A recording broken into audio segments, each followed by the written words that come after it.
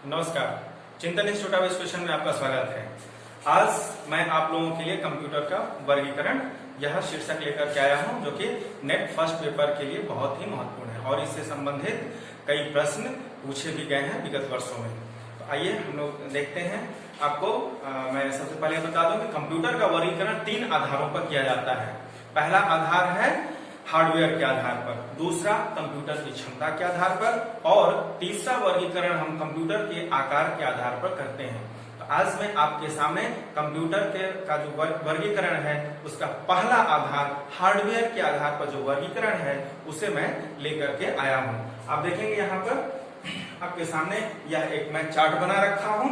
इस चार्ट को यदि आप ध्यान से देख लें, याद कर लें, तो इससे संबंधित जो भी प्रश्न नेट में पूछे जाते हैं उनके प्रश्नों को आप आसानी से उत्तर दे सकेंगे। ठीक है, तो आइए देखते हैं। जब हम हार्डवेयर के आधार पर कंप्यूटर के वर्गीकरण की बात करते हैं तो यहाँ पर हम इसके आधार पर कंप्यूटर को 5 वर्गों में बांटते हैं और वो पांचों ही वर्ग हमारी पीढ़ी कहलाती हैं। प्रथम पीढ़ी, द्वितीय पीढ़ी, तृतीय पीढ़ी, चतुर्थ पीढ़ी और 5वीं पीढ़ी। ठीक है, इंग्लिश में हम अगर देखें तो first generation, second generation, third generation, fourth generation और 5th जनरेशन। तो 5 जनरेशन में इसको बांटा गया है और उसमें जो जो विशेषताएं थी उन्हीं के आधार पर, या आप देखेंगे कि कंप्यूटर का जैसे जैसे विकास होता गया है उसमें जिन जिन उपकरणों, जिन जिन सॉफ्टवेयर, जिन जिन हार्डवेयर का प्रयोग किया गया और उसकी जो विशेषताएं रही वही यहाँ पर इसके अंतर्गत प्रश्न पूछे जाते हैं। तो आप देखें, सबसे पहले आप देखेंगे हमारी प्रथम पीढ़ी यह 1942 से लेकर के 1955 के बीच माना जाता है। तो बहुत रिजिड नहीं है यह, कहीं कहीं आप देखेंगे कि यह 1945 से 55 भी है, तो इस पर बहुत हमको ध्यान नहीं देना है। हाँ, एक जो मेन जो बंटवारा किया गया है इसके काल का निर्धारण किया गया है वह लगभग 1942 से 1955 है। तो आइए देखें, इस प्रथम पीढ़ी में जो कंप्यूटर की विशेषताएं थी क्या थी कि सबसे पहले तो यह जो कंप्यूटर था उसका आकार बहुत ही बड़ा था। आप देखेंगे लगभग एक रूम के बराबर, एक कमरे के बराबर कंप्यूटर का आकार हुआ करता था। ठीक है, और इस प्रकार के कंप्यूटर, यह जो कंप्यूटर था वो बहुत ही खर्चीला था। साथ ही आप देखेंगे कि उसमें बिजली का भी खर्चा ज्यादा था इसमें, और इसका प्रयोग हम केवल वैज्ञानिक अनुसंधानों में ही किया करते थे। तो यह जो प्रथम पीढ़ी का कंप्यूटर था बहुत ही बड़े आकार का था और केवल वैज्ञानिक उपयोग में लाया जाता था। अब आप देखें इस पीढ़ी में जो हार्डवेयर यूज किए गए वो क्या क्या है। तो सबसे पहला निर्वात ट्यूब है। यह प्रश्न पूछा गया है कि निर्वात ट्यूब का प्रयोग कंप्यूटर की किस पीढ़ी में किया गया है, प्रथम, द्वितीय, तृतीय, चतुर्थ। ठीक है, तो आप इसको ध्यान में रखें कि कंप्यूटर के प्रथम पीढ़ी में निर्वात ट्यूब का प्रयोग किया गया था। जो उपकरण थे वह निर्वात ट्यूब के बने हुए थे। फिर नेक्स्ट है पंच कार्ड। प्रथम पीढ़ी में ही यह जो कंप्यूटर बना उसमें पंच कार्डों का प्रयोग किया गया था। नेक्स्ट आप देखेंगे विद्युतीय और यांत्रिक मशीन। इसमें जो भी मशीन बनाए गए थे वे मशीन कैसे थे, विद्युत से चलने वाले और साथ ही साथ यांत्रिक जो मशीनें थी उनका प्रयोग किया गया था। नेक्स्ट हम देखते हैं सॉफ्टवेयर। यह जो कंप्यूटर बना उसमें कौन कौन से सॉफ्टवेयर यूज हुए, तो आप देखें सबसे पहले तो मशीनी भाषा का प्रयोग किया गया था, जिसको कि मशीन समझता है, वह भाषा जो हमारा कंप्यूटर मशीन समझता है उसका प्रयोग हुआ था। दूसरा आप देखेंगे निम्न स्तरीय भाषा का प्रयोग इस प्रथम पीढ़ी में सॉफ्टवेयर के रूप में किया गया था। और नेक्स्ट आता है स्टोर प्रोग्राम। जो इंटरनल प्रोग्राम से स्टोर किए जाते थे वे होते थे। फिर आप देखेंगे इसका यहाँ पर ये उदाहरण है।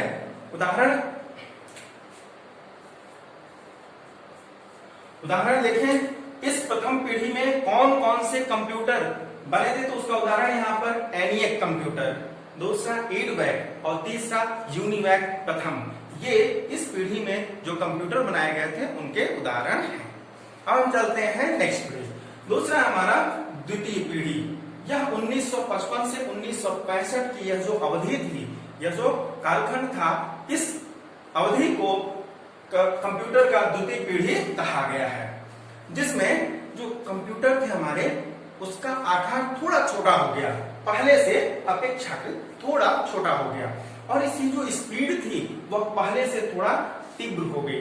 खर्चीला अभी भी था, आप देखेंगे कि यह जो कंप्यूटर हमारा द्वितीय पीढ़ी का कंप्यूटर था वह अभी भी खर्चीला था, साथ ही इसका जो प्रयोग था अब वैज्ञानिक अनुसंधानों के साथ साथ व्यवसायिक उपयोग के लिए भी किया जाने लगा। तो यह आप देखेंगे द्वितीय पीढ़ी के कंप्यूटर की विशेषताएं थी।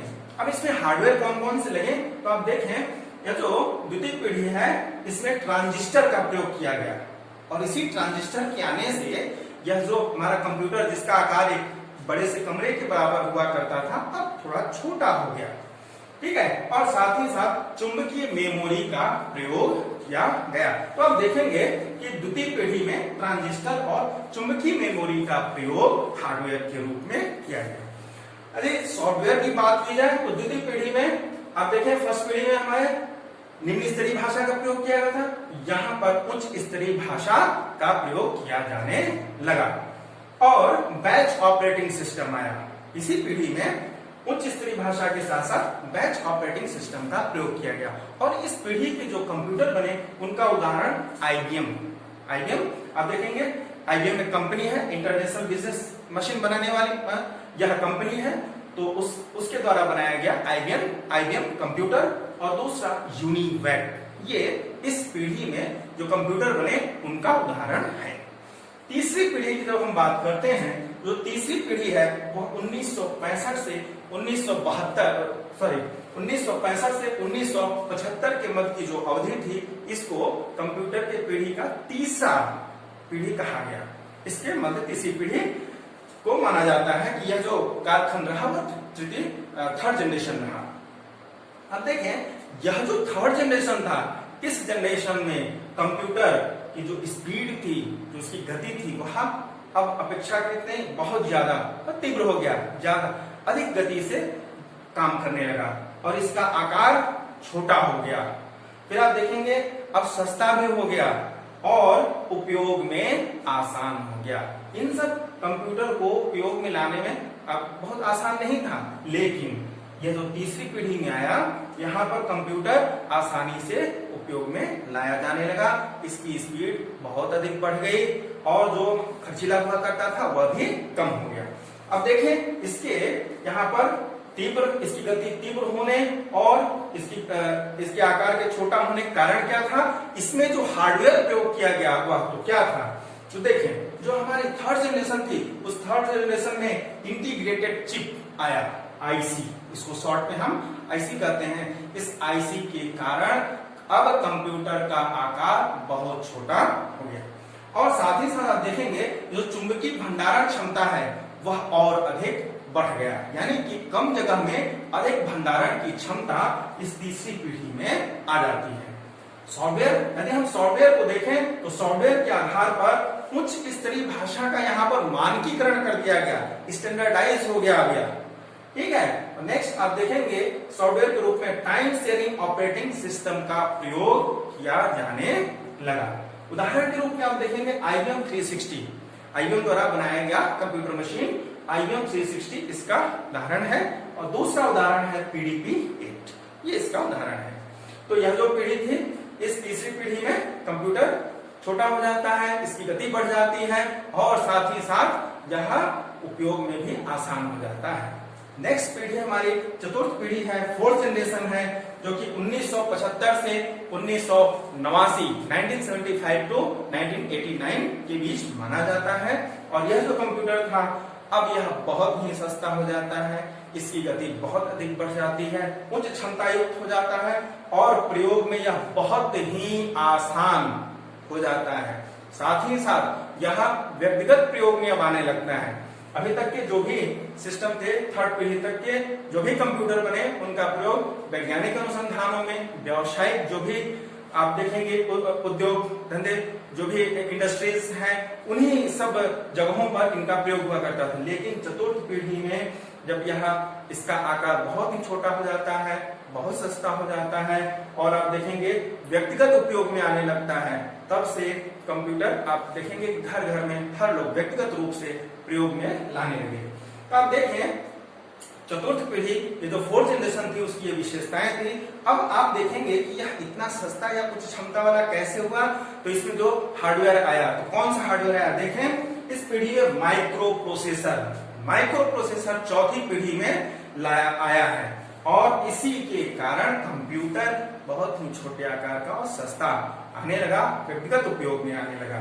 फिर आप देखेंगे यह जो है अब व्यक्तिगत उपयोग में, इसीलिए आप देखेंगे जो हम घरों में जो कंप्यूटर हम यूज करते हैं इसको पीसी कहते हैं, पर्सनल कंप्यूटर। अब पर्सनल कंप्यूटर माइक्रो प्रोसेसर के आने से पर्सनल कंप्यूटर का उत्पादन होने लगा। फिर आप देखेंगे इसमें सेमीकंडक्टर मेमोरी का प्रयोग किया गया, जो मेमोरी के लिए जो यूज किया गया जो एलिमेंट हुआ था सेमीकंडक्टर मेमोरीज बनने लगे और साथ ही साथ उच्च क्षमता वाले नेटवर्क, यह जो चौथी पीढ़ी थी इसी में नेटवर्क का कॉन्सेप्ट आया, एक से अधिक कंप्यूटरों को जोड़ने का कॉन्सेप्ट इसी में आया। सॉफ्टवेयर के रूप में देखिए पर्सनल कंप्यूटर के लिए ऑपरेटिंग सिस्टम यहाँ पर आ जाता है। इस चौथी पीढ़ी में आज आप जो देख रहे हैं आसानी से हम लोग यूज कर रहे हैं, तो जो यह ऑपरेटिंग सिस्टम आए, आज सबसे लेटेस्ट आप देखेंगे विंडोज 10 है, लेकिन स्टार्टिंग में विंडोज 3.1 आया था, उसके पश्चात डॉस 3.1, तो इसके पश्चात आप देखेंगे 95, 97, 92, इस प्रकार से एक्सपी और आज आपके सामने विंडोज 10 है। ठीक है, तो अब इस पीढ़ी में, इस चौथी पीढ़ी में पर्सनल कंप्यूटर के लिए ऑपरेटिंग सिस्टम बनने लगे और साथ ही साथ आप देखेंगे ग्राफिकल यूजर इंटरफेस का प्रयोग किया गया। यह ग्राफिकल यूजर इंटरफेस क्या है? पहले क्या होता था, डॉस मोड में काम होता था, जो भी हम कंप्यूटर वर्क करते थे वो हमको कमांड देना है और उसके अकॉर्डिंग काम होता था। लेकिन जब से ग्राफिकल यूजर इंटरफेस का प्रयोग होने लगा, अब हमें चित्र दिखाई देता है और हम माउस की सहायता से कोई भी काम आसानी से कर पाते हैं। तो इसके आने से यह सुविधा आई और इसी चौथे पीढ़ी में आप देखेंगे सी प्रोग्राम आता है। सी जो विभिन्न सॉफ्टवेयर को बनाने में जो जिस लैंग्वेज का हम प्रयोग करते हैं वह सी प्रोग्राम इस पीढ़ी में आया। ठीक है, और इसमें जो उदाहरण के रूप में आप देखेंगे IBM PC इस पीढ़ी का कंप्यूटर है। अंतिम पीढ़ी है वह हमारी पांचवी पीढ़ी, फिफ्थ जनरेशन, जो कि 1989 से लेकर के आज तक है। और यह जो कंप्यूटर है, यह कंप्यूटर का यह जो जनरेशन है, इस जनरेशन में, इस पीढ़ी में जो कंप्यूटर है वह बहुत ही अधिक क्षमता वाले, उसमें बहुत कम जगह में बहुत अधिक भंडारण की क्षमता आ जाती है। तो आप देखेंगे इसकी जो विशेषता है वह क्या है, बहुत ही छोटे मशीन बनने लगे। इसमें जो कंप्यूटर है उसका आकार अति छोटा, बहुत छोटा हो गया। उसकी जो गति है वह भी बहुत ही तीव्र हो गई, अति तीव्र गति है। साथ ही साथ आप देखेंगे उपयोग में बहुत ही आसान हो गया है और साथ ही साथ प्लग एंड प्ले की सुविधा इस पांचवी पीढ़ी में आती है। यह प्लग एंड प्ले क्या है, तो आप देखते हैं आज के समय में आप कंप्यूटर में पेन ड्राइव लगाइए, जैसे आप पेन ड्राइव लगाते हैं कंप्यूटर उसको रीड करता है और उसके बाद आपके सामने उसके अंदर जो भी डेटा होता है आपके सामने लाके रख देता है। लेकिन यह सुविधा चौथी पीढ़ी तक नहीं थी।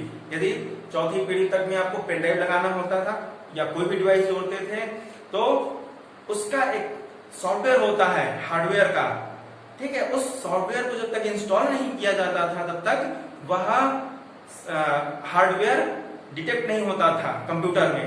ठीक है, तो यह प्लग एंड प्ले, हमने कोई भी चीज प्लग किया और तुरंत, इसका मैं बहुत ही आसान उदाहरण आपको दे रहा हूं। जैसे आज हमारे पास कीबोर्ड या माउस है, यूएसबी के कीबोर्ड और माउस है, आप कभी भी उसको डिस्कनेक्ट कर दीजिए और लगा दीजिए, तुरंत काम करने लगते हैं। लेकिन चौथी पीढ़ी के कंप्यूटर में अगर हम माउस या कीबोर्ड यूएसबी के लगे हुए हैं, उनको अगर हम चलते हुए कंप्यूटर में से डिस्कनेक्ट कर देते हैं और फिर चाहे कि हम उसको लगा दें तो वह तुरंत काम नहीं करता था। इसके लिए हमें सिस्टम को फिर से रीस्टार्ट करना पड़ता था, तब जाकर के वे डिवाइस यूज में आते थे। तो यह सुविधा है हमारी प्लग एंड प्ले की पांचवी पीढ़ी की विशेषता है। अब आप देखें इसमें यहाँ पर अब क्या क्या सुविधाएं मिली हार्डवेयर के रूप में, तो पांचवी पीढ़ी में ऑप्टिकल डिस्क आ गया। ऑप्टिकल डिस्क, इसके पहले फ्लॉपी डिस्क यूज में आते थे, लेकिन अब ऑप्टिकल डिस्क आ गए, जो आपके सीडी डीवीडी हैं, इनका प्रयोग होने लगा। साथ ही साथ इंटरनेट, चौथी पीढ़ी में नेटवर्किंग आई थी, नेट आया था, नेटवर्क आया था। और पांचवी पीढ़ी जो हमारा इंटरनेट है, इंटरनेट पांचवी पीढ़ी की देन है। पांचवी पीढ़ी में इंटरनेट का प्रयोग किया गया, वह आया फिर आप देखेंगे नोटबुक कंप्यूटर जो लैपटॉप आज हम यूज कर रहे हैं, यह भी 5वीं पीढ़ी की ही देन है। फिर आप देखेंगे मल्टीमीडिया। मल्टीमीडिया क्या है? जहां पर आप वीडियो, ऑडियो, जो फिल्म मूवी वगैरह देख रहे हैं, ये सारी सुविधाएं कंप्यूटर में 5वीं पीढ़ी की ही देन है। और इसके साथ साथ आप देखेंगे अधिक भंडारण की क्षमता। अब जो 5वीं पीढ़ी के कंप्यूटर आ रहे हैं, इसमें बहुत ही कम जगह में बहुत अधिक डेटा का स्टोरेज हो रहा है। तो ये सब हार्डवेयर के रूप में ये सारी विशेषताएं हार्डवेयर की रही हैं इस पीढ़ी के जो कंप्यूटर्स आ रहे हैं। और सॉफ्टवेयर में आप देखेंगे, जब आप देखेंगे इंटरनेट आ गया, इंटरनेट का सॉफ्टवेयर, फिर मल्टीमीडिया आ गया है तो मल्टीमीडिया के सॉफ्टवेयर, तो ये सब प्लस हो गए। 5वीं पीढ़ी में इंटरनेट और मल्टीमीडिया के सॉफ्टवेयर का प्रयोग होने लगा। और इसमें जो कंप्यूटर है आप देख सकते हैं पेंटियम पीसी और सुपर कंप्यूटर। पेंटियम पीसी आपको यदि जानकारी हो तो इस समय जो कंप्यूटर हमारा चल रहा है वह dual core, core two duo ये है। इसके पहले पेंटियम थे, ठीक है। तो पेंटियम के पश्चात core two duo, dual core, ये सब जो कंप्यूटर्स हैं यह सब हमारे 5वीं पीढ़ी की देन है। तो आप देखेंगे इस प्रकार से यह जो 5वीं पीढ़ी की जो चार्ट है इसे बहुत ही ध्यान से आप देखें। मैं आपको बता दूं विगत वर्षों में आपसे पूछा गया था ट्रांजिस्टर का प्रयोग किस पीढ़ी में किया गया है, तो देखें यह 2वीं पीढ़ी में है। आपसे पूछा गया हुआ प्रश्न है इंटीग्रेटेड चिप का प्रयोग किस पीढ़ी में किया गया है, तो यहाँ 3वीं पीढ़ी में प्रयोग किया गया। इसी प्रकार से यह भी प्रश्न आ सकता है कि माइक्रो प्रोसेसर का प्रयोग किस पीढ़ी में किया गया था, या आप देखेंगे नेटवर्क है, इंटरनेट है, किस पीढ़ी में ये सब आए। और साथ ही साथ ये सॉफ्टवेयर से रिलेटेड भी प्रश्न पूछा जा सकता है, निम्न स्तरीय भाषा या उच्च स्तरीय भाषा, ये सब कौन सी पीढ़ी की देन है, किस पीढ़ी में ये बने, कंप्यूटर में इसको कंप्यूटर के क्षेत्र में इसको लाया गया। और साथ ही साथ इनकी विशेषताओं पर तो बार बार प्रश्न पूछे जाते रहे हैं कि बहुत ही बड़े बड़े कंप्यूटर किस पीढ़ी में बनते थे, ठीक है, या व्यवसायिक उपयोग के लिए जब कंप्यूटर आए तो कौन सी पीढ़ी में आए। तो इसको बहुत ही ध्यान से आप देखिए। यदि आप इस चार्ट को याद कर लेते हैं, समझ लेते हैं, तो आप इससे आने वाले सभी प्रश्नों के उत्तर आसानी से दे सकेंगे। तो आज के लिए इतना ही। नेक्स्ट वीडियो में मैं आपको जो इनपुट डिवाइस, आउटपुट डिवाइस हैं, इसके बारे में बताऊंगा। इससे भी बार बार प्रश्न पूछे जाते हैं। तो अगली वीडियो देखना ना भूलें।